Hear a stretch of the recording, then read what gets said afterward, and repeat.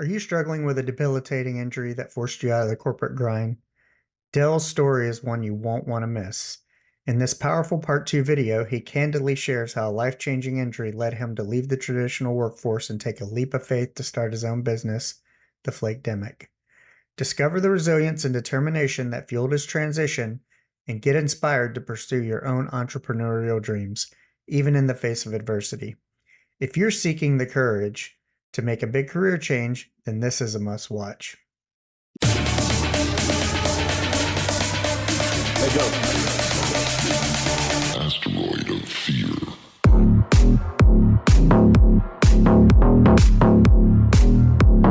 So I didn't know it was a lot of flaky shit going on before I got to the project, and that's why they shipped the other person out.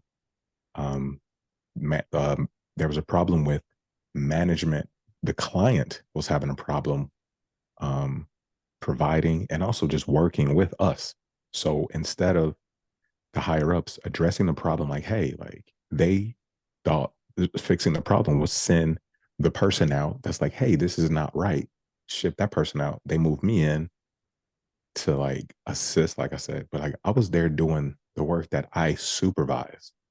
A team of like usually I have about 4 people. It was just me. I was breaking OSHA rules every day. I was doing shit that can get me hurt every day. I have emails to prove it. Like I'm asking, like, where's the resources? What's going on? I'm talking to, other coworkers and other projects. They're like, yo, I would just go home. I would just leave. I would not be there. That you're not there to do that work. And again, so when you said I am that type A, I was still out there doing the work, even though I know I shouldn't have been doing it. But in my head, I'm like, they ain't gonna have me, they're gonna get the help from me. They, my company's looking, they're not gonna have me just out here. And then it just became, hey, we're on a time crunch. Get out here and do this work. I'm like, yo, that work over here. Excuse me. I need a forklift. I don't even have my forklift license. They're like, you got to make it happen. So I'm out here like doing shit where I need a forklift, but I'm just using like a jack and like running shit out of Connexes, like everything dangerous. But they pushed me to do it. They pushed me. My boss was like, sorry, dude, but we got to get it done. Like you're the only like I'm like, wait though, but my coworker who's the same level, why is this guy not helping me? Why is he over here doing administrative shit? And I'm out here doing this dirty ass work. Like I'm talking about I'm in Little Rock, Arkansas in the summer, outside, Ah, outside, like throwing metal away in containers, doing all this by myself, dude. And I'm just like, this is not right. And they flaked on me. And my boss was put in that situation. He knew it. He would be like, yo, like, I'm sorry, man, it's almost over. Just push through. That's what I was getting from them. Push through. It's almost over. I had a senior VP one day. I was coming. I was working overnights, so I was coming home and to the hotel in the morning, and I had like 2 bottles of wine, like big ass bottles of wine, because it was a rough ass night. I'm like filthy. Like I'm a project manager. I'm wearing a button up shirt and like khakis. I'm filthy. It's like my shirt looked like I was at a rave or some shit. Um, so I walk in and they're like, "Oh shit, rough night." I'm like, "Yeah, rough night. Where's my help, dude? This is not what I do. Like, what's going on?" And then the senior VP told me this. Hey man, look, I know it's hard. Look, push through. We're almost over. Once it's over, we're gonna celebrate. We're gonna party. We're gonna have a party. I'm like, so like they were pushing me to do dangerous shit. And then 4 days later, I'm out doing dangerous shit. I'm lifting something and I'm going out of a Connex and I felt my hip just pop and it went numb. And I'm like, damn, what is that? So I kind of just like walked it off, worked the rest of the damn night because I'm a gangster. So I keep working and I tell my boss, like, yo, like, I don't know, like I feel something like a pinching in there, something happened. And we didn't fill out a report right away because I was like, all right, maybe it's something small. right. End up end up being a torn labrum. My hip collapsed. I had to get a hip replacement. Wow. And that's flaky. Like everybody there knew what I was doing was wrong and no one cared. Even even the person that um should have reached out, that we have a personal connect, like we have personal relationship, like friends and family, no families. Like even the scene, no, this is the was she the no, she was like a senior VP too. Hmm. like just flaked on me. Did I have not heard from her? It's been like it has been like 3 years now. Like no one Now, ever like did you flaked. finish did you go and get it scanned in Arkansas? Like was it No, kind of more immediate or did you actually finish the project I and then finished the after the project. project was done you went back to your home base and was like, "Man, this thing is still fucked up and I need to get it checked out." Yeah, I finished the project. Because I really thought like me, I thought it was something that I can probably like walk off after a few days. Right. So it was like a maybe 2 or 3 days left on the project. So I did it and then I went home. I ended up going back home and I ended up having to do other I had to do like a meeting in Iowa. So I had to drive to Iowa like in 3 days to meet up with my boss. I'm like, hey boss, my leg is still bothering me. I want to fill out a incident report or whatever. So that's when I did it. And I didn't get let me see, I didn't get any scans or anything for I don't know, like a month. So I was walking around with a torn labrum, I'm still working. Right. I go to like a doctor and he's like, okay, stay off your leg, don't walk too much until we can get authorization for MRIs and things like that. So I continue to work and the doctor's like, hey, don't walk like no more than like 4 hours a day walking, maybe. I go to Atlanta and I do this project by myself. I was there 5, 6 days. I was on my feet one day, 16 hours straight. Mm. And then the rest was like 10, but I couldn't because I'm still waiting on, I don't know what's going on with me. I'm Right. losing sleep. I'm in pain, but I'm sorry to like run on, but it was just No, like no. everything that happened to me was flakiness within my company, upper management. My boss was put in a bad situation. My coworkers, like I can't blame them because they're just doing their job. Like, and then now I'm like, damn, did I flake on myself though? Knowing that it was dangerous, knowing damn well I shouldn't have been doing that shit. And then now I had to walk, like I had to get a hip replacement. Like, damn, did I flake on myself? Should I have stood up for myself and be like, dude, no, I'm not doing this shit. Like, But yeah, but the thing is though is, um and I think we touched on it in that and I've touched on it in other episodes of that, you know, you you know something's not right. You stand up for yourself or don't. But in my case, I stood up for myself and it made zero difference. I was basically told, be thankful you have a job. And mm, then of course they let you go months later. yeah, But, I can understand too, like you said, like I think that's super important. Um, a, a key takeaway for people listening is that in these kind of situations, if there's any doubt, you need to stand up for yourself, yeah, even if it causes nothing, even if it costs you yeah, your job, yeah, yeah, because the long term is it's not going to make a difference. And at least, kind of like you said, and I think probably, I'm guessing that's why you have such a passion for this, is because you actually have that little voice that goes, "Did I flake on myself by not standing up for myself?" And if I did, I'm never going to do it again. oh yeah, yeah, yeah. It takes you through a whole like psychological process, like talking to certain people is just like, yo, like it's gonna come to a point where you're gonna doubt yourself for what you did, but like it's how you handle it, and it's how I Right. handle it. Like so one of my missions is to tell people like to share this story because I fucked up. Like, you know what? I flaked on myself and like it sucks when I know it was wrong for me to sit there and do this shit. Like this is weeks I was doing this shit every night. Mhm. It wasn't just like here and there. It was like I was going to work to do physical work when I shouldn't have been doing that shit. And I'm like, damn, I I should have nipped that shit in the bud weeks before I got hurt. I should have.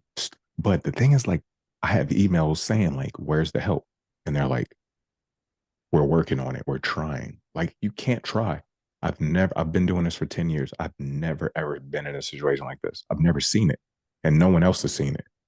But the problem was like, it was more going on up top. Like, Mhm. it was some stuff going on up top where they were having somebody make decisions so they can can their ass. and I was a damn bystander in the process, which is messed up. Well, So, I think it actually goes to something much deeper and cultural that we talk about like within our groups. And that is kind of in general, men speaking up, men not repressing their emotions or whatever. I mean, we're taught from a very young age to suck it up, do this. And mm, especially if you've played any sort of contact sport or whatever, been in a fight, it's always like, suck it up, get it done, whatever. And we kind of don't speak up for ourselves. Like we're raised almost to be afraid, like if we speak up to ourselves, it's a form of complaining. And yeah, nobody likes a complainer or a whiner.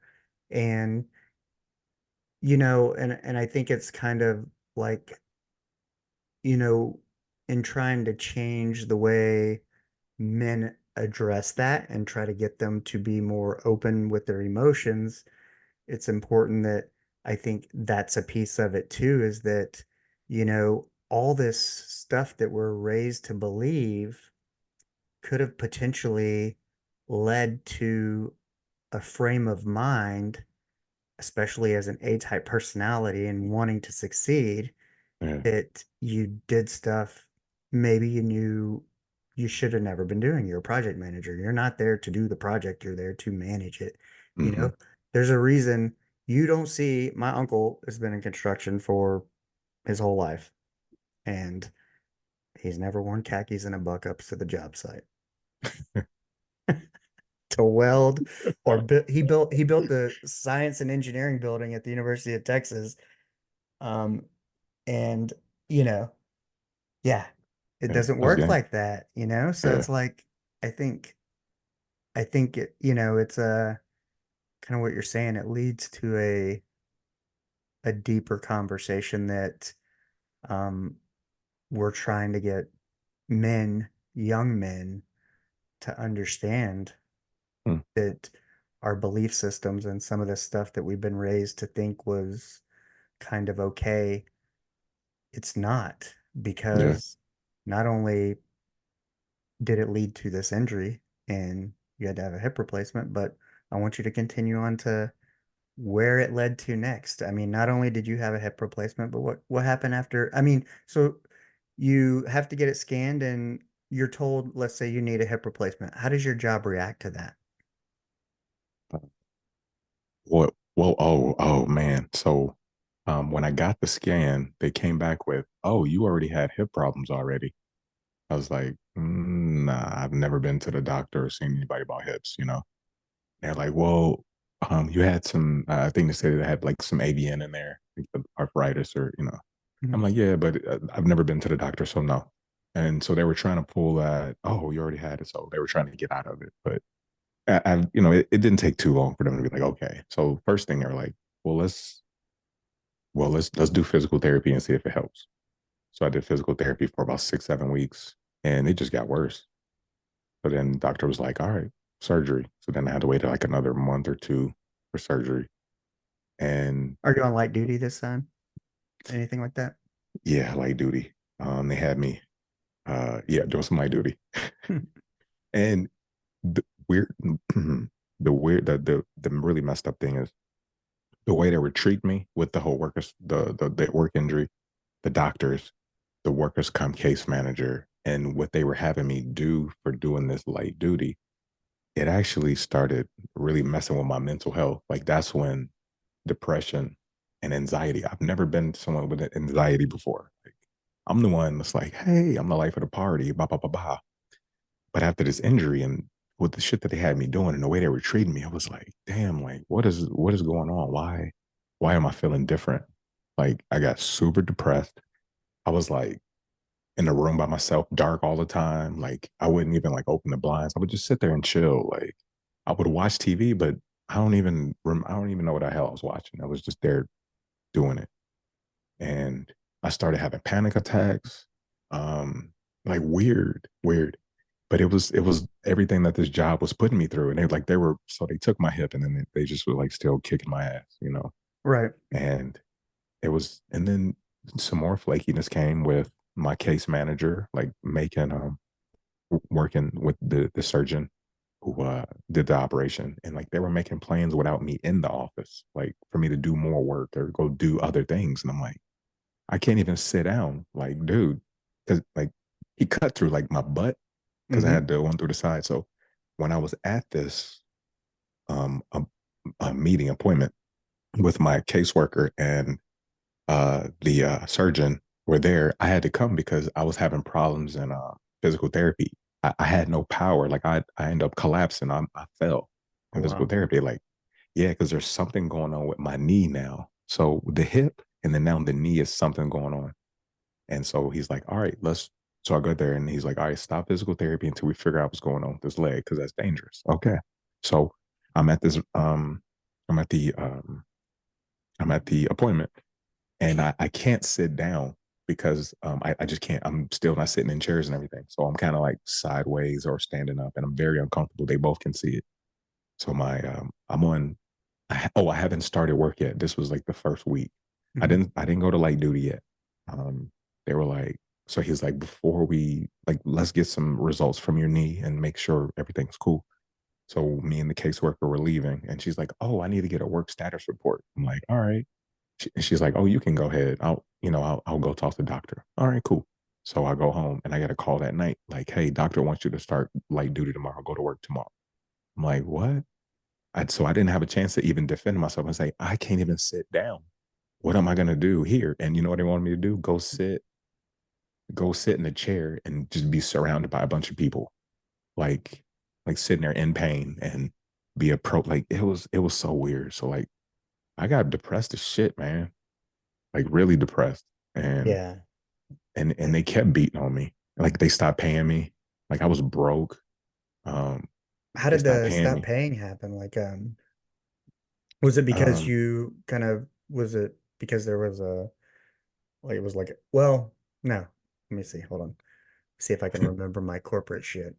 Is that when something like that happens, then they want you to, whether it's start using a short-term disability, long-term disability, some sort of whatever, and then of course you got to fill out paperwork. That's all got to be approved. mhm. Because I Yeah. know one, when I worked for one organization, um, I had Bell's palsy and Um, I was out of work for, I don't know if it was 6 weeks or something. Whatever it was a long time. But basically, the day before I went back to work was the day my case got approved, that it was actually okay that I'd missed 6 weeks and that they were finally going to pay me because I'd been 6 weeks without pay. mhm, And I went back May 3rd, and it was May 2nd that the company that handles the short-term disability um, actually approved, saying it was okay. I was like, okay, this is mm, weird. yeah. Yeah. That process and the hoops and all that waiting and all that craziness is it's so draining on you. It's so draining and it can really mess with your head. And that's another part of my mental health started like getting worse because like I was doing short-term disability. I was applying Mm-hmm. and there was like, okay, like so the doctor was basically like I started doing all this physical therapy and it wasn't working. I still don't have strength in my leg. I've done about a year of physical therapy with Well, you know what's two. interesting is my uncle, he thought he's having knee problems and they've been uh, shooting his knee up. And guess what? It's not his knee. He has to have a hip replacement. that's yo, That's what it like makes me think damn. of when you were saying that. Like, you were like, oh, they think the knee, the knee, the knee. And the whole time you have no power and Mhm. you're actually damaging your hip. And like with him, it's like what? They're shooting his knee up. His knee feels better, but the pain is actually coming from the hip. Yeah, yeah. No, it's weird. I'm still sitting over here thinking like this dude didn't do something right because like I've been hearing stories of 60-year-old dudes like getting full hip replacements and they're out here like jogging and shit. I'm like, yo, like I'm an athlete. Like I can't even run. Like for real, I can't run. I have trouble walking up the stairs. Like it's something going on in that leg where my knee kind of like buckles in when I try to walk straight. So when it buckles in, I'm pulling the hip too. Oh And wow. I've been trying to get second opinions, trying to like figure out why because I want to be healthy. My thing is this is what that job took away from me too. I like to run. Like I'm a runner. I like to run outside. It's peaceful for me. I like to run on a treadmill. I can't even do that shit no more. Like they took that away from me, like being reckless.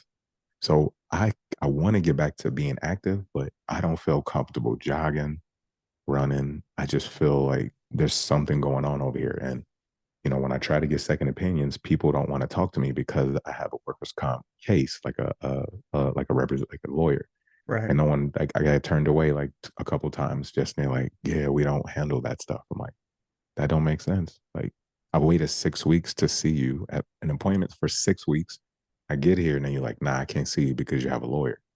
Nah, like, okay, like that's bullshit. That's Well, bullshit. And I know I'm not the only one going through that. yeah. Well, and it's like that, and that's kind of the problem is with when you start getting into corporate type healthcare is that, you know, people, I'm sure the doctors would love to help you. I mean, this is what they spent all these years training to do. But then Yeah. they have a group of administrators that say, well, our company doesn't do this because Mm-hmm. of this. And therefore, you're kind of stuck in the lurch with, you know, unable to get a second opinion, but not even just that, unable to get, there's somebody out there who could probably tell you exactly what's wrong and probably fix it and get you back to, that quality of life that you want. Yeah. But they've got their hands tied by some bean counter who Yeah. doesn't, who's flaking, Yeah. because Flagging. Yeah. the system as a whole Mm. wants to flake. They don't want to, they're probably all in cahoots with, I'm sure, the insurance people and this and that, the Yeah. other, but it's kind of a, um, you know, healthcare is to care for health, to make people better, not to flake out. These people Yeah. took oaths to help people. I mean, the right thing's the right Yeah. thing, whether Yeah. it's workers' comp or not, but everybody's got this angle of, is it lucrative for us? You know, kind of like the self-checkout. Yeah, it's lucrative for the companies deciding to use them, and it's lucrative for the people who get to install them because it's business for them. Yeah. Yep. But, you know, the person who's left to deal with all the shit of it is the customer. Mm-hmm. Yeah. Unfortunately, in your case, you know, we're not talking about a bag of chips from the Dollar General. We're talking about your hip and your Yeah. quality of life. Yeah. Because I know you Yeah. have a child, and just like Mm-hmm. I do, and that requires it's not just about, I want to exercise because I want to be thin or have a six pack. It's like I Yeah. want a quality of life Yeah. because I have a kid who's going to depend on me. Right. I can't even run around with her, man. And that's another thing that, when I spoke to people about this before, like it's like this injury like did so much to my quality of life and the things, like I'm with my daughter and like I can't run around with her like I should be able to.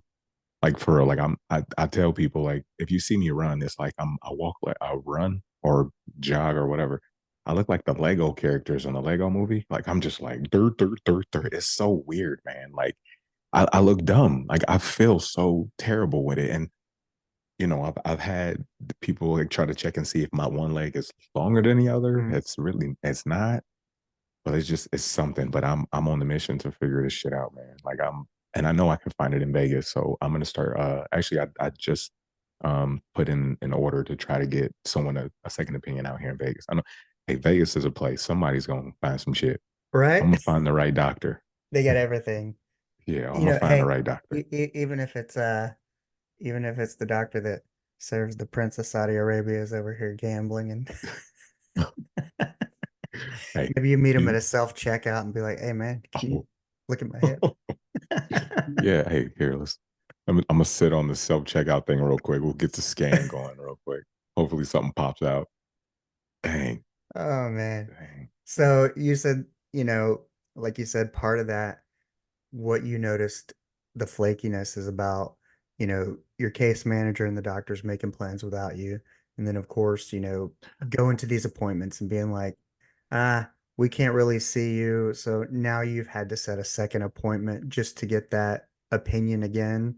And you're faced, did you get an appointment eventually, or were you faced with the same situation? They tell you the same exact thing that the other ones told you.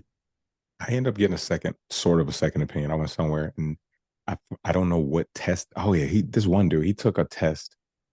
He took a test that other doctors or other physicians like that test wouldn't even show you anything. Like so Mhm. the one guy did a 9 bone graft or like a Mm. bone test. Like, bro, like there's no bone there, dog. It's titanium. I don't know. But like other people's like, yeah, like he wouldn't see what you're talking about. He Right. wouldn't see that.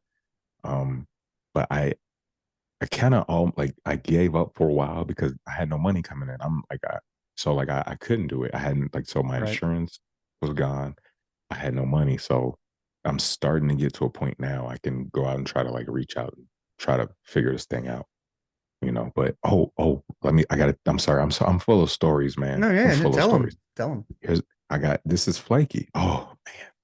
So with that situation with my case manager and my surgeon who doing that. So I got to a point where I was not ready to go to work. I was my hip was still messed up. My mental health was messed up. So I was telling my I was trying to get short-term disability until I was ready, until I find out what's up with the hip, and then I get mentally ready to go out here and travel around the country and the world, Right. right? So I'm I'm trying to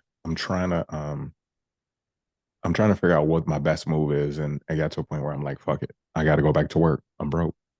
I'm not ready. I can't perform like I used to. So I got to go. So I reach out to them and they're like, oh, we'll get back to you. And they didn't get back to me like for a while. And then I end up going back for my follow up from the surgery. To go to my follow up. I go to the follow up. That surgeon is no longer there. And then the new doctor, the same thing I've been complaining about in physical therapy and the doctor that's not gone. Now I'm gone. I see the new doctor, and the new doctor's like, damn, yeah, that's oh, I haven't done physical therapy for like 3, 4 months now. They already released me. They're like, yeah, you're done, dude. And I'm still fighting for myself. So the doctor, he sees me, he's like, oh, we got to put you back in physical therapy right away. So I go back to physical therapy. So I went 3 months without it. And now this doctor, I'm like, damn, now this guy's listening. Cool, cool. So I go do more physical therapy. Same shit's going on though. Like we cannot get strength in this leg and all that. But when I wasn't in that time when I didn't have physical therapy, I had reached out to the company. They reached out back to me, and I told them about, hey, this is not right. My case manager and my surgeon, they've making plans without me to do that. I don't think that's right. Like, what do I do? And they're like, oh, we're gonna put it under investigation. So my company's like, oh yeah, that doesn't sound right. We'll investigate it. So I'm like, oh cool, yay, investigate. So when I go back to physical therapy, I'm like, ain't no way in hell they're gonna give me the same damn case manager because she's under investigation. Same damn person. They didn't do shit. They didn't do anything. Dog. That's flaky. Yeah. Flaky. Like gave me the same person that was under investigation. It's more than one workers' comp case manager there. I know. Well, and if nothing else, like, kind of but I don't know. I think I'm just a different person in that if if I'd been that case manager and maybe whoever was like, okay, maybe you're under investigation for not doing your job. I think for me, if anybody ever doubted whether I was doing my job, I think I would overcompensate by doing additional stuff. Meaning, if I had that same patient that I once had and they felt like I didn't do enough, I would probably go a little extra to go, hey, look, I'm sorry I didn't give you the level of service that you deserved. Let me, because I'm always the kind of person that regardless of what it is, let's just make it right. I've worked Yeah. in kitchens, I've done all kinds of stuff. And when I worked in kitchens and cooked or waited tables at the same time, um, if somebody sent something out wrong, I'd be like, I just tell the customer, let me make it right. And typically I would end up with a better tip anyway, just because I'd never make excuses.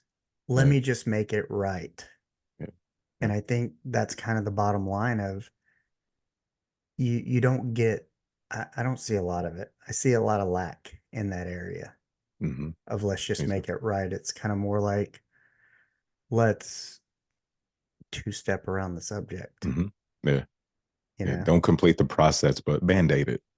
Yeah, Yeah, kind of like yeah. Did band-aid it. and so they did anything change with her? Did or at Mm, what point did they finally say, well, if it didn't work then, it's not going to work now and we need to, take further action. Nothing really happened, man. I did I completed some more physical therapy for it. Um, Improvement was really not there. Even the physical therapist was like, yeah, like we want to keep you. We're gonna request to do Right. more work with you because like something's going on, but they denied it and they were like, yeah, basically just kicked me to the curb. And then when that happened, I just kind of gave up and was like, all right, fuck it. I gotta do some work. So, dude, it is crazy that like the whole process. So for a while, I was just like, man, fuck this company. Man, I'm gonna find it. You did this to me. Fuck you. I was very angry. So I Right. started looking, for another job. I'm like, yo, I got a great resume. I've been I've been with this company for 10 years. I have a great resume. I got a good background. I'm sure I can interview well. So I went out here and I could not get an interview, man. And I was like, damn. So then I said, all right, I'm gonna just go back. I'm gonna do things a little different. But and the shitty thing is I loved my job, man. Like I was that ride or die employee. Right. Like everybody loved to work with me. You know what I'm saying? Oh, And I know. I loved it. I loved it. And then they You, did that. yeah, Uh, uh, you, same way uh, at Disney doing payroll, 2 a.m. phone calls, all the shit, all mhm. the extra. Um, you almost seem like you get fucked over for being loyal. Yeah. Yep. And Yep. then that kind of it impacts what what you're bringing into the next role you possibly get Yeah. by no fault of your own because you know they say fear is your body's trying to protect itself and kind of I think men when we feel fear we kind of shut down and block it out and don't let any emotion in but then what happens is you you put up that wall and then therefore if you're applying to something else or you're going into something else, you still have that little thing in the back of your head of like, man, am I gonna get fucked over again? Are Yeah. they the same way? Hmm. Um, should I be ride or die? But I don't know. Like me, I just don't really know any other way to be, and I shouldn't Yeah. have to change who I am or the way I am um, to protect myself from evildoers. I don't Yeah. really know what other word to say, but like people, I think at some level when it becomes like that, um, you feel taken advantage of. Yeah. Yeah. Your your Yeah. loyalty's exploited. That's shitty. That's a shitty feeling, man. Very shitty. It is. Uh, and you know what? It happens. It happens a lot, and and again, it's like how you deal with it, man. Like you can let it beat you down, or like you can be like, all right, But it ain't gonna while happen you're again. sorting it out, it's Yeah. that sorting out Hmm. and coming to that realization within yourself and how you're gonna react to it, move forward, what you're gonna pursue next. Are you gonna Yeah. hold on to that baggage in your next role? That's where that kind of depression, anxiety comes in, is Hmm. that um, you begin to doubt yourself. You begin to doubt your values and what you stand for because for whatever reason, your values haven't been um, valued within the organization you're riding or dying for. Hmm. Yeah. And then you're And I like, was on my well, way am I back. wrong? Yeah. Yeah, I was on my way back, man. I got so desperate and broke and everything. Like you said, how am I gonna deal with it? So I said, all right, fuck it. I'm gonna go back to work. But if I ain't lifting shit, I ain't doing nothing. Like I'm not doing none of that dumb shit. And I'm gonna stand up for myself and I'm a enjoy. I'm gonna go back and do the best I can to enjoy the job again, like I used to. But then it came into my head too. I'm like, well, shit, I might have a target on my back because I do have a lawsuit, a workers' comp lawsuit Hmm. against them. So I might have a target. But I was like, you know what? I didn't do anything wrong. So, and if I go Why back do and I they feel fuck with guilty? me, you're right, right, man. Yeah, like what did I do? But just be a ride or die for my employer, and it bit me in my ass. So I was on my way back, and then I actually called the HR, oh HR. So call HR to try to set up a call and be like, hey, like, what can I do to get back in? Boom, boom, boom, and no call back. And then I get a letter saying my position was eliminated, and yeah, to look for a job within the company or outside the company. Right when I was about to go back, but like it when I was applying for jobs and I couldn't get an interview, that kind of pushed me to be like, why am I trying to work for somebody else? Look, you got an idea. Why don't you push this idea and like you can do something better? So when I didn't get interviews and I couldn't find another job, I said, fuck it. Let me just do me. And that's when I came up with the whole Flakedemic thing. And I don't know what's going to happen with it, but I feel happy knowing that it's my, it's my brand, it's It's your it's my truth. product, and yeah, it's my truth. And I'm the boss. Like if shit don't get done, that's on me, and I got to deal with that. But I'm not. I if I get fucked over by the Hmm. flakedemic, it's me getting fucked. I'm me fucking myself over. That's me flaking on myself. So like you're, I'm guessing due to your hip, due to all this stuff, you had some time where this was kind of percolating, this idea. Yeah. And um how did that little light bulb moment happen that it's like just like me, I was sitting at the counter at the Waffle House next to Hmm. some dudes. We're all eating breakfast and I go, the men of the house, the men of the Waffle House. I go, Yeah. how where did Flake Dimmick just go? Um, flakedemic came from personal, just a few personal incidents or situations with friends where they just they weren't there. They were only there when they wanted to be there. It was convenient, and that's flaky to me. Just so I'm just like, why is this acceptable? It was like I would have a friend that he would meet a girl, and then he would disappear for weeks or months, and then when they break up, he comes back and it's like nothing happened. We're friends. Like, bro, like no, we like you can't just come back and like for convenience. Like that's very flaky, and like how can I depend on you if I need you? But like yeah, like it was like and like people you didn't know was more important than the people you know. And that's a problem. Yeah. Like it was like, hey, go out there and enjoy and go meet someone and find love. But at the same time, it's like when you distance yourself from the people that's been there before this person, like you look stupid as hell coming back constantly. Like so that right there really got me. So I had to send my buddy a message like, hey, I can't be your friend anymore, man. Your energy's not there. Good luck. Deuces. Like, like I can't have you in my life because that's bullshit. I don't want flaky people in my life. And I sent him that message. And that's kind of when it started. Cause I'm just like, yo, like I'm always here for everybody. And I'm always trying to look out for people and make sure people are good. But like, damn, like why is this so accepted? And then I have a friend that we've grown up together. We went to kindergarten together. We've been like brothers our whole life. We just stopped talking 3 years ago over a female, like something stupid. And like he basically chose this female over wait, what is it? I don't know, like 35-year Yeah, friendship. He yeah. chose a No, woman he just met. It's so weird. Like, yeah, that's it flaky. happens. Man. It happens. I Yeah. mean, like I have a friend, we've known each other since first grade, so Hmm. like 41 years. And you know, Never anything like that. I mean, we've had our share of differences, which, I'm an only child. He's closer to me than he probably was his own brother. And um, you get your dust ups, but we always recovered, you know?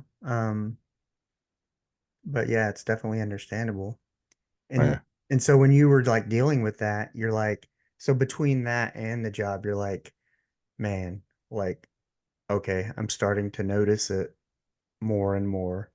Like, yeah, not only is it the situation I've been through, case managers, physicians, you know, the organization, and now it's hitting you personally. yeah, And you're like, what I imagine in my head is like, yeah, a couple glasses of wine, get on the Twitter or something, and you're like, fucking Flakedemic, flaky, yeah, you know? yeah, I'm yeah. just irritated and I'm gonna blast it out, and then all of a sudden it kind of takes life, or what point where you were like, um, I've got to do something with this, like this is important, and I need to do something with it. Mm. Where was that Um, point for you? I Hey, this is Hunter from the Everything's Connected podcast. Are you feeling drained? If you're searching for ways to manage stress and find a little more peace, the Podcast Connection Network is here for you. We've got amazing shows on mental health, mindfulness, and all kinds of ways to live a happier, healthier life. Check out the link in the episode's description. I think me getting on TikTok a couple years ago. I got on TikTok and I still had the idea. And then actually the guy who the flaky dude who always run around, keeps going in and out of my life. Keeps flaking. He yeah, he pushed me Cereal to flake, get as on you would say. he's a serial flaker. He's a serial and a pattern flake. It's a pattern to it. Yeah, Oh, yeah. I like it. Pattern and serial. Yeah, man. But he's the one that convinced me. He was like, "Hey, you should go TikTok live," because I was like, "Nah, I don't want to do that." So he convinced me to get on there, and he went live one day. I went on with him, and I was like, "That's kind of fun." So I started doing my own lives, and then I just started having like some repeat people come in, and then I started talking about the whole Flakedemic, and they're like, "Yo, like it's flaky as hell out here, dating, boom, boom." So people, they like Resonated. the concept. Yeah, they really like the concept. And I have a bunch of notes. I still have paper around here, like that I was writing down, like from a couple years ago, like ideas for it and like merchandise. And then I told my cousin about it, and he's like, "I like that." And then one day he calls me and he's like, "Hey, check this out." He sent me a text, and it was a picture of a logo. It was this logo. My cousin just made it, just just chilling on his couch. So I was like, dude, I love that. And then I took it and we were rolling with it. And so things started coming and I like the logo and I'm like, that would look good on shirts. So then I came up with the shop. And then I was like, I want to do a website. I want to do an interactive website. And I was talking about it 2 years ago. And now I have it. And like, so like the process is crazy that I started this just this idea.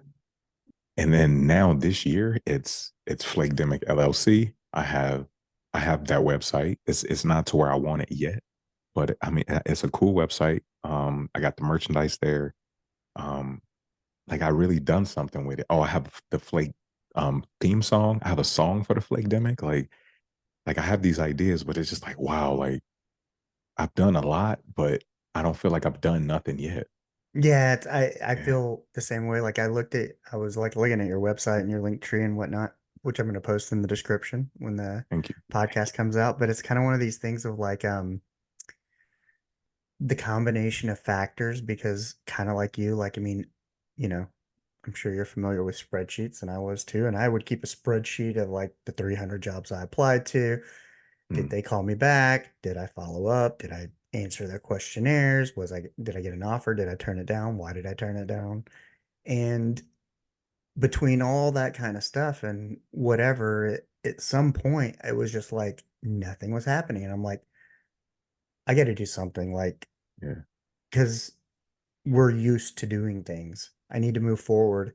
And I said, if nothing else, like a podcast will help me um, keep myself accountable. And so I started it last July, and it's gone from one episode recorded with headphones onto my phone to now I can do some video, and we're working and part of the podcast connection network. We got the mug back there. We got, Yeah. and but still, like, I still need a website. Like, I feel like I've done all this stuff, but also nothing at the same time, and it's progressing. But like, kind of like you say, it's slow. It's a process, and Hmm. it's when you're doing it DIY, but at the same time, like, you're responsible. The onus is on you, Yeah. and you Yeah. feel good about it. And it doesn't feel like work. I mean, the night I talked to you, I ended up being up for I slept 4 hours, then was up 25 hours because I stayed up till like 5 that morning, Oh, with some other members of the Podcast Connection Network, and slept for like 4 hours. But it's like, you know, I don't get the same mental drain, fatigue that I did. I don't, I feel good. Like, I don't necessarily feel like I have to push myself. Like, I want to do this yeah. and I enjoy it. Do you Yeah. find the same is true with the Flakedemic concept? Yes. But there's also a problem with it though. Like when I was working before my injury and all that, like I was like that go-getter. Like I was putting so much energy into this company to like Mm-hmm. represent for them well, right? And through all this process, I've lost that. Like if I had that energy that I had then to put in Flakedemic, like I'd be I'd feel so good. But like the mental health thing is still blocking a lot of my Mm-hmm. days where I'm just like I can't like I'm not where I want to be. So I have to push myself certain days where I'm just like I want to be productive. So I do flake out on myself, but I'm really trying to do things to try to get over that. Like I battle like I've never had any mental health issues before all this, but like now I'm just like holy shit, like now I can see how people out here like they can struggle with doing things because like I'm not the same person that I was, No, and it sucks, man. Like I I know. I want to be get it. that person. Yeah. I Like I totally want get to. it. Yeah.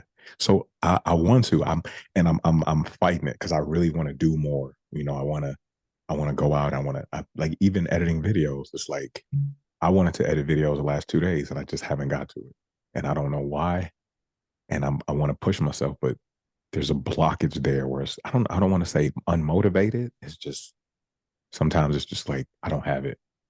Well, and Yeah. that's kind of one of those things. I think, like, I find myself in the same situation in that, I mean, like, before the evening we spoke, I had actually was a little mentally off for whatever reason, and I came in and kind of went straight to editing a video because it was a video that I needed to edit, and I still haven't finished it, but I started it. But Yeah. I don't know, like, I don't know what it was that I just needed to be focused on something. And Mm. even though I had avoided it for so long, but I think, you know, what definitely probably makes it harder for you is, having that physical impairment that you can't do what you used to do. So I would imagine that it's much more difficult to regulate your stress and the emotions surrounding that stress, because I'm sure you used to get a good runner's high and probably also, some stress relief from that.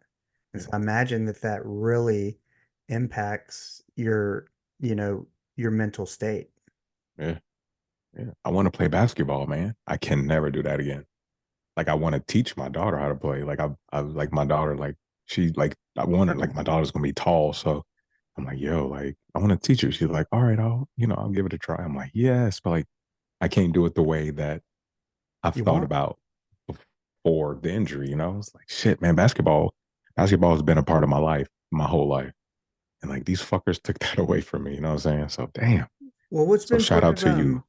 what's been part of the so, like, with Flakedemic, what all um for the people listening who aren't familiar with it and who are going to go Mhm. check out your stuff, Yeah. I know you got the TikTok and you got YouTube. Like, what kind of things are you focusing on, um, content wise? What is it you're doing to kind of get this out there?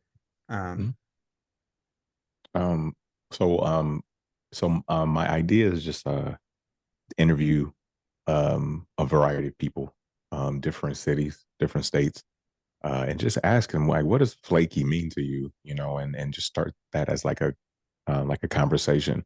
I like to mix in fun questions to keep it engaging and fun. You Mm. know, I don't want it like serious, but like I want to know like what does flaky mean to individuals, and because and I want to know. I would like to ask like, do you have stories? Do you have a story to share? Or also, so that's my three questions I always ask. Like, what does flaky mean to you? Do you think there's a problem in society with flakiness? And how can we get better in society? Like, what are we lacking, or what can we improve on to get a little better out here, less flakier? So, like, those are the three questions I always ask. But I like to talk to people, and I want people to see these interviews and maybe say like, "Oh, damn! Like, I'm going through that. I didn't know I was being flaked on." Maybe so, like, go back to the drawing board and let me like evaluate some things about this relationship I have with my coworker or my cousin, or Hmm. and just and serve as entertainment, but also like some knowledge, like through story sharing and storytelling. Do you Yeah. find that do you find like that the definition is similar across the places you've been because you go different places? I know you were in Kansas City on one of your videos, and do Mm, you find like um have you heard like good solutions, or do people ever ask you like, well, why does flakiness even matter? mm. I haven't heard that one yet. I can't wait for that one. Well, I'm asking you because Oh you yeah. have this whole, this is your thing. This is, the Flakedemic. Yeah. Yeah. Why is this important? Why is this important to you? But more important, why is this important to us as a people, a society, a Mhm. country, a world? Why Yeah. why is it? Yeah. It's important to me because of the experiences and the situations I've been through that's involved with flaky or flakiness. Um, I want to bring it out to society because um, I want people to I think people I want people to identify what flakiness can mean to them. Did we lose communication? Like, is communication the reason flakiness is so Prevalent? rampant? Yeah, if we communicated better, could it be better out here in society? Can we live like could we live better if we could like if we can like bottle flakiness, right? Like this concept of flakiness, could we get better out here? Would that start having us treat people better? The reason it's important for me is flakiness is just not an action, but it can also it can beat down your mental health as well. If you have people in your life that you can't depend on, like who do you have though? So this flakiness is just not just like the action, but it can do long term effects to people in different in that with different mindsets, different situations. So I kind of just want to bring that out there and just have that talking point, and also like to maybe if I can protect some people from some situations just from these interviews. Um, yeah, like that's my goal. I Well, want I want people to if humans are made to be connected, then flakiness is the anti-connect. yeah, but we got to talk about it.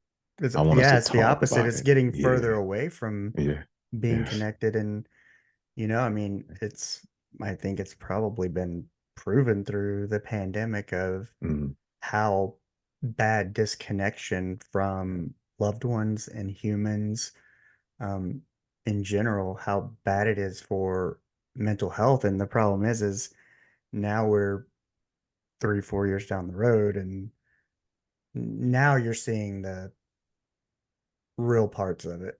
I yeah, think the long term effects, mm, if 4 years really isn't kind of long term, but it kind of is in a way. yeah, yeah. I mean, It it seems so was long ago. yeah, and yeah, like you said, the pandemic it started with that disconnect, but then when people started getting back out into the streets in the world, one of the interviews, one of the guys saying like people were scared to get close to each other, so they wouldn't talk, but they were scared to even have physical touch or be around people because people still didn't know how to feel. that we were like so like kept away. And then like, yeah, we lost that shit. Like that's like, man, I think that might be bad for like the little kids, that Mm-hmm. like when you're a young man, that's the years where you you build relationships, you learn. But like if you couldn't leave for 2 years, 2.5 years and be around people, man, that might be doing something to mental health for Well, children too.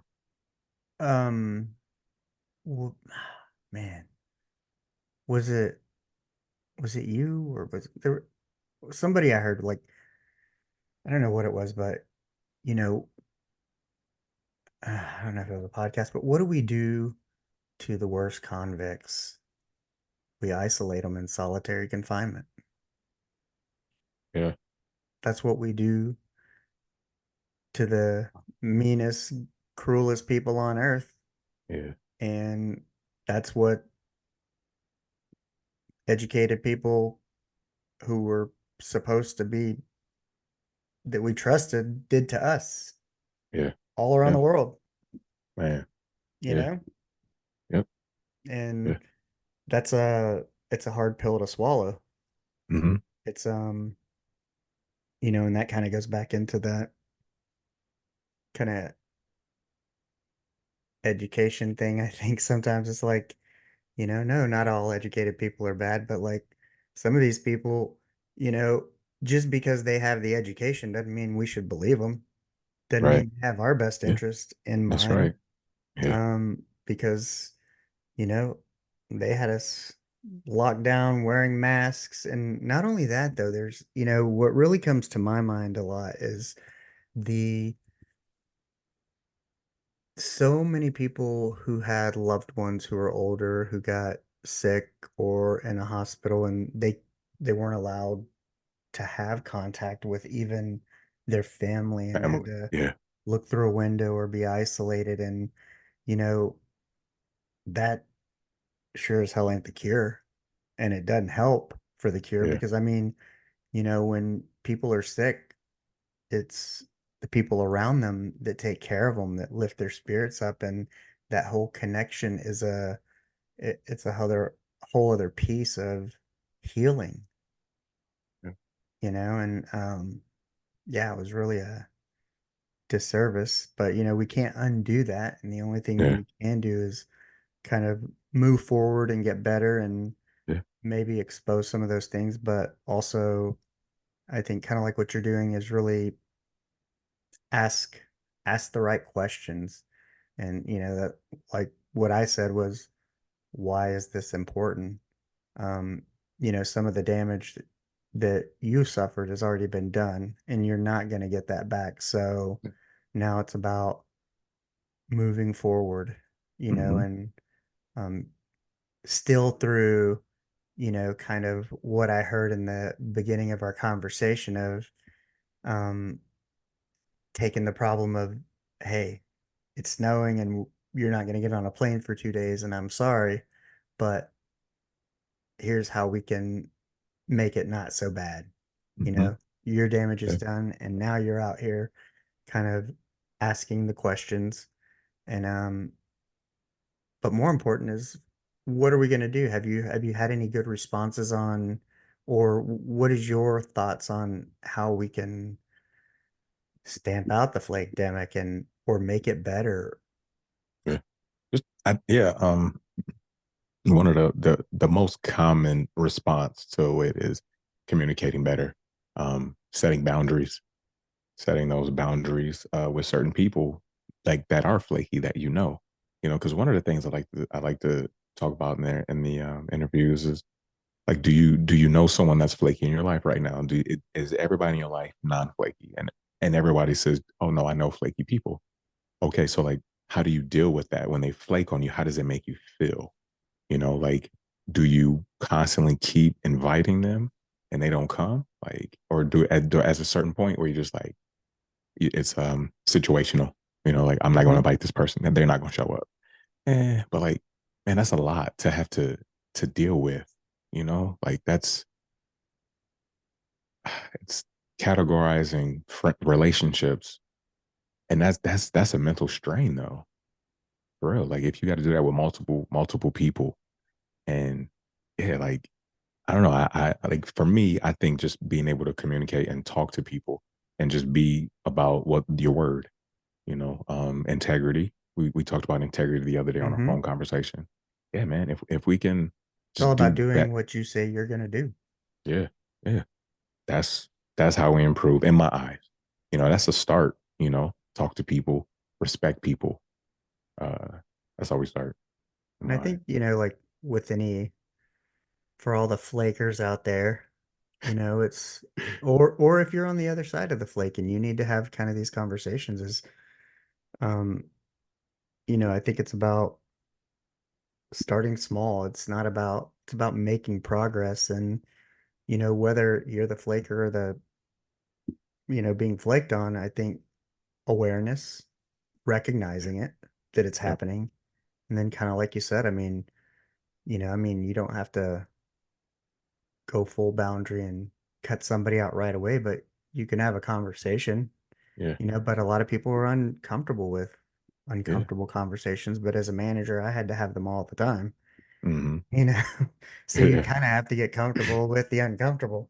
But, Mm-hmm. if you're able to do that, or, if you draw a boundary with a friend or something and they ask why the boundary or why the shift, well, you just say, hey, because you're a little flaky. And I mean, Yeah.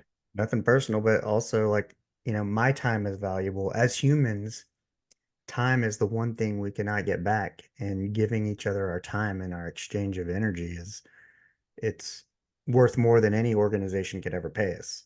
Yeah. Which is why I don't ever feel bad about going back to some corporate hellhole when when my daughter's sick. I take her to the doctor. I take care of her. I stay home with her.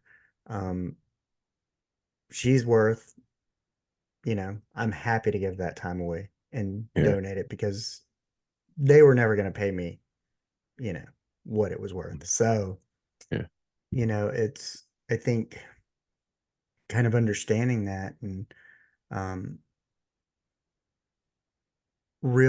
I think that's what people can take away is like, if time is our most valuable commodity, then, flaking out on a person or not being there for them or not doing what you said you were going to do. If you say, hey Dell, let's have this meeting at 4, or let's grab lunch, you know. I don't Yeah. want to hear 10 minutes from it that uh, you know, Right. Mm-hmm. because we're both sacrificing something, whether it's time with our family, time with our kids.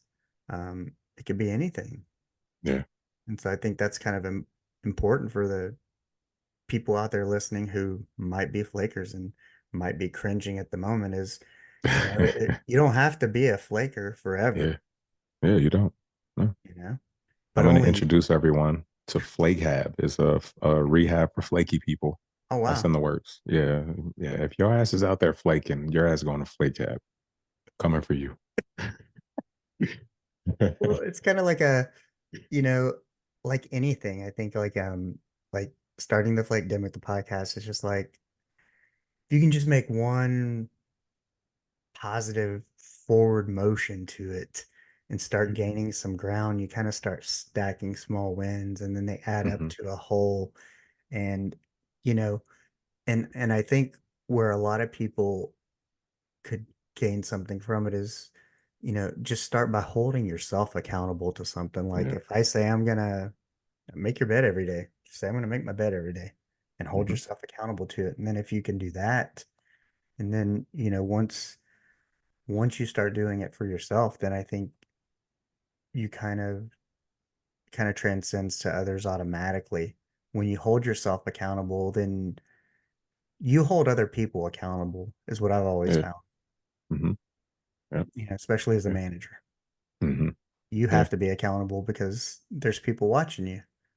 Yeah. And Maybe that's what we should do. We should like if we get flaky people, we send them to manager training. Because if you're a manager, like you can be, I mean, that shows you, that gives you all the skills you need not to be flaky. But if you're a yeah, bad manager, then you're in trouble though. Shit, you could be a bad manager. well, there was one time, I remember one time, so a dog got hit by my clinic and it was right next to the mailbox on like a major roadway. It's kind of like at an intersection.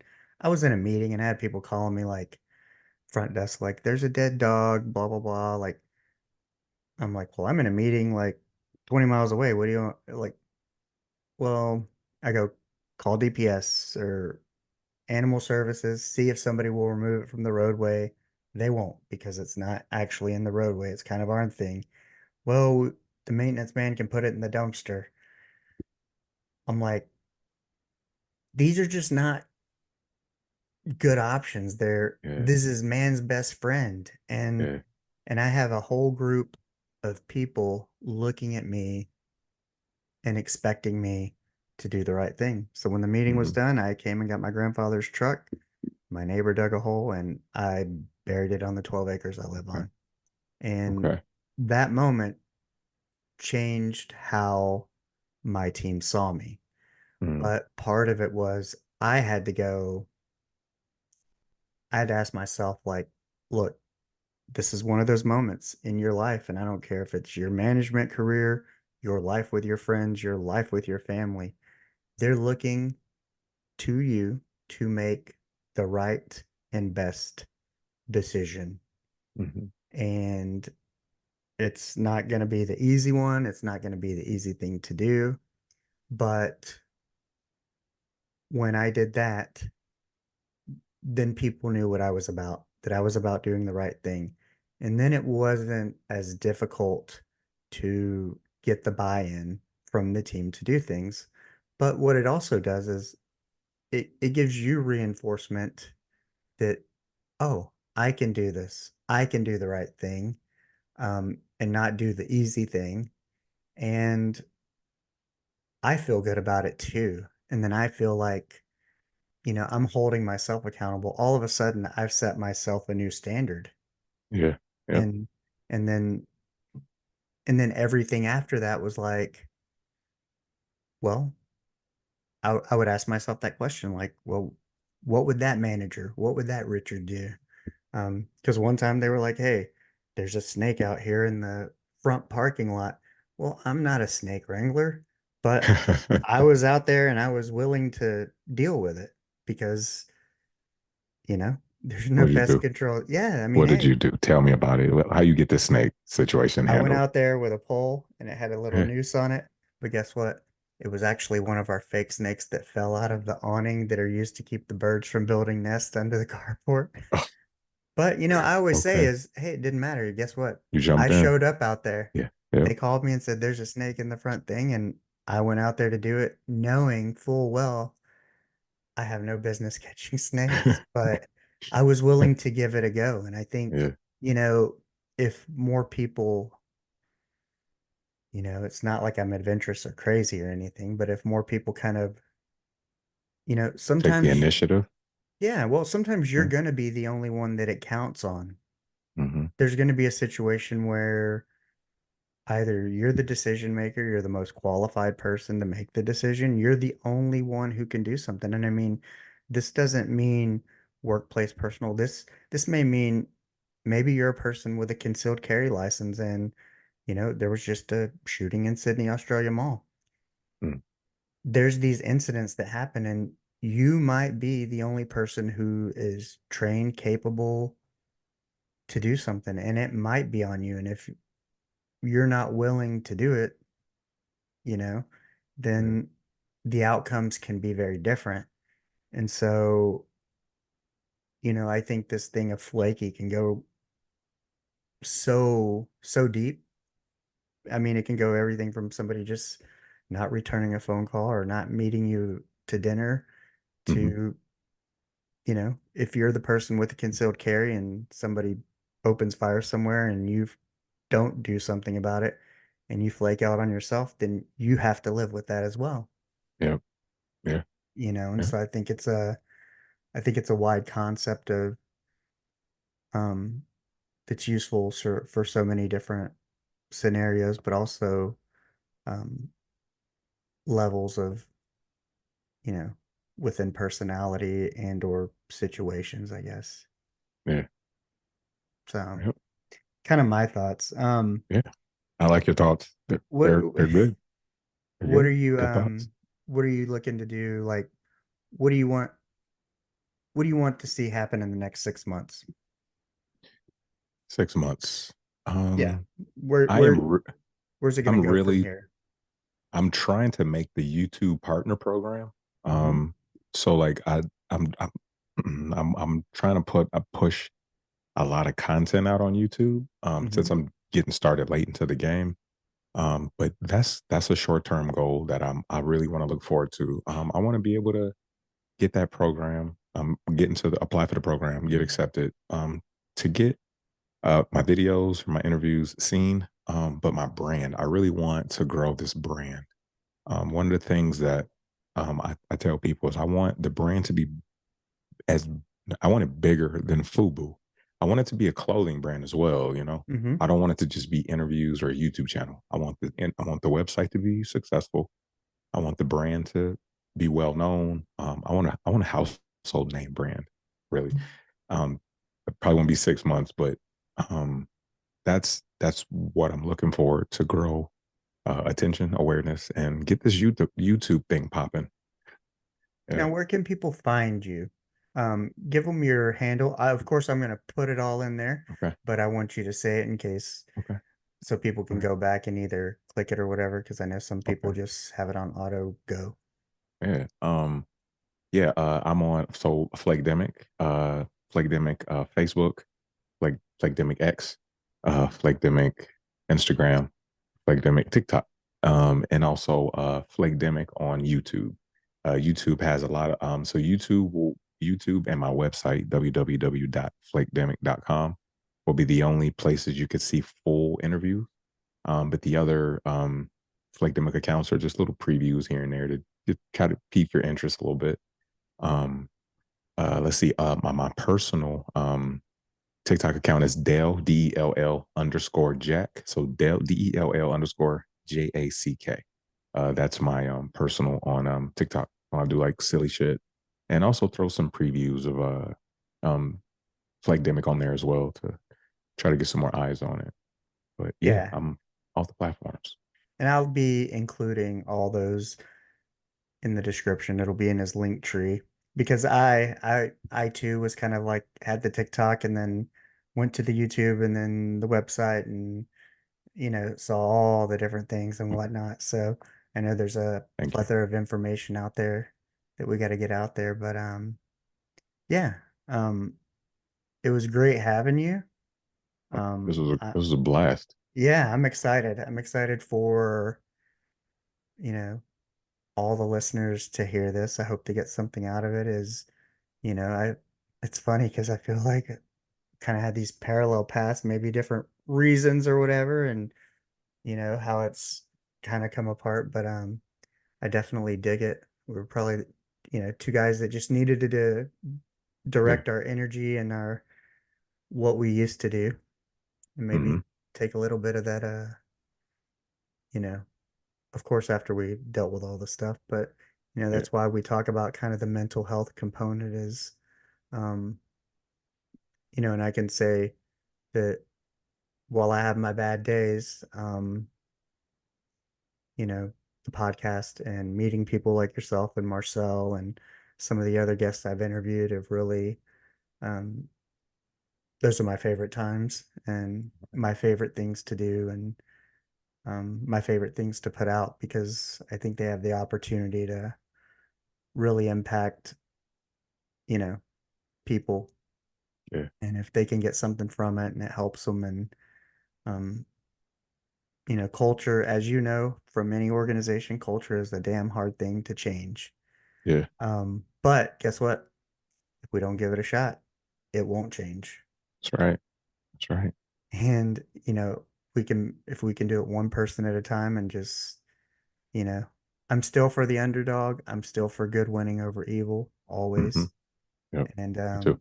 I think I still think this world has a chance. And, because I have a 10-year-old, 19-year-old, and 21-year-old, um, I'm going to do everything I can to give them the knowledge, tools, and Hmm. or other people um, to ensure that they have a better world because I would not wish them living through some of the stuff that I've had to. Yep. Yep. Think about the same thing with my daughter as well. Yep. Yeah, you don't want to. Yeah, got to give them tools, and I think, um, like anything, awareness and a conversation. Like you said, communication is kind of key, and um, we as the world got to get better at communicating. And um, and just because we disagree doesn't mean it has to be any sort of violence component or anything. It just Yeah. means, hey, but why not just have a discussion about it? And Yeah. you don't have to like everything about everyone or Right. everyone's points of views, but just realizing that everybody's not like you. Everybody didn't grow up like you, and we all have different experiences, but we can learn to take some of the good from each other and kind of pay it forward. But Yeah. Let's go. Asteroid of fear.